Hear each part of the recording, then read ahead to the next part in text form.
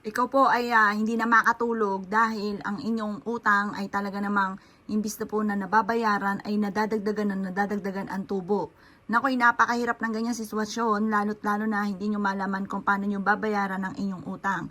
Ako po ay may tuturo sa inyo ha, kailangan nyo lang ng luya. Kung talagang matindi ang inyong pagsubok na pinagdadaanan sa pera, laki-lakihan nyo po ang inyong pong luya. Hindi uubra ang maliit na luya laang po dyan. Ngayon pa mga bossing ko, etong aking gagamitin. Ngayon, kailangan natin ng luya at focus ka lang sa inyong mga pagwi-wish.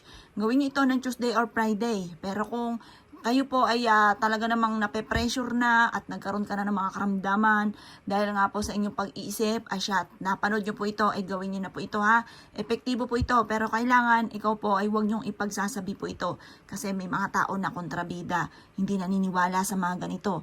Ngayon, kapag yun ay nakontra, ay di baliwala ng inyo pong ginawa. Kaya kailangan isikreto nyo na lamang kapag ikay gagawa ng ganito. Ngayon, sa luyang ito mga bossing ko, harap ka sa gawing silangan.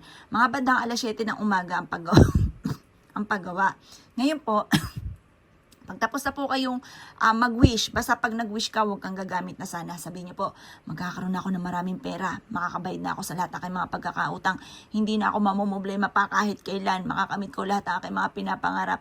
Araw-araw na maraming pera ang darating sa akin. Ganun ang mga pag-wish. Huwag kang gagamit na sana. Kasi wasang gumamit ka ng sana, 50-50 pa yan. Kaya kailangan sigurado ka na magkakapera ka. Yun, importante po yun. At saka yung mga lagi sinasabi ng mga magaganda, importante po yan.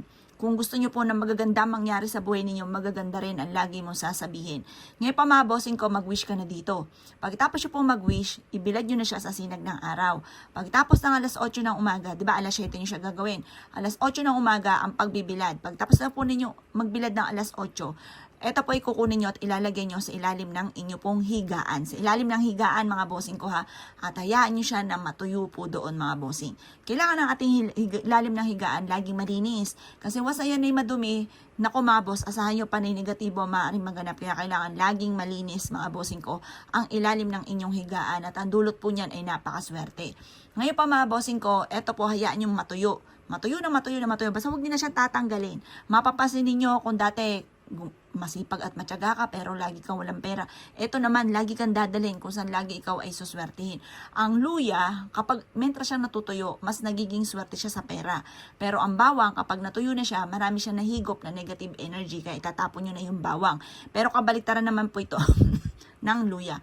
Ang luya, mentras natutuyo, meron po siyang kakayahan na lalong manghatak ng swerte lalo na sa pera. Asya mga boss, kung gagawa ka ng ganito, good luck po sa inyo po lahat.